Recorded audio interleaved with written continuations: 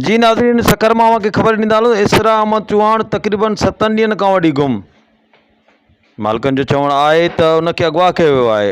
अचो त हुनजे भाउ खां तफ़सीलात वठूं था त हुननि जो कंहिं ते शक आहे। अचो त ॾिसूं सखर मां हीअ रिपोर्ट।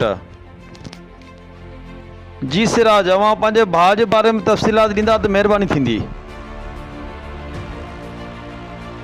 चौहान तकरीबन 18 साल की एज है। 17 तारीख से तकरीबन शाम का 5 बजे घरों निकलले और 9:30 बजे 9:15 बजे सोहर घरों तो गुम हुए। सोहर रोटी वोटी खाती तो निकलले वता पता का नंबर भी बंद इस टाइम पे। और जो हालात नहीं देवे 17 तारीख तो रात 9 बजे गुम हुए। इस ताईं जो एहतजाज भी किया इस माल का खबर का शो नहीं पई है।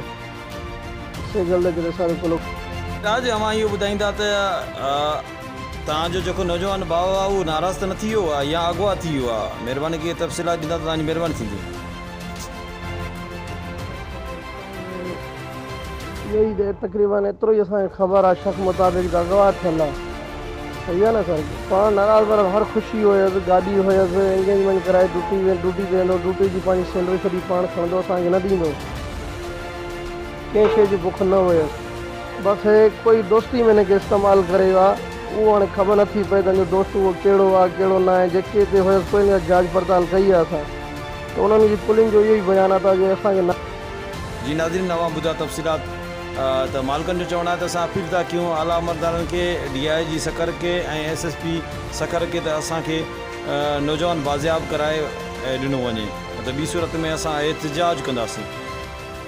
वधीक ख़बरुनि लाइ विज़िट कयो पेज YouTube मुंहिंजी सिंध न्यूज़ चैनल लाड़काणो।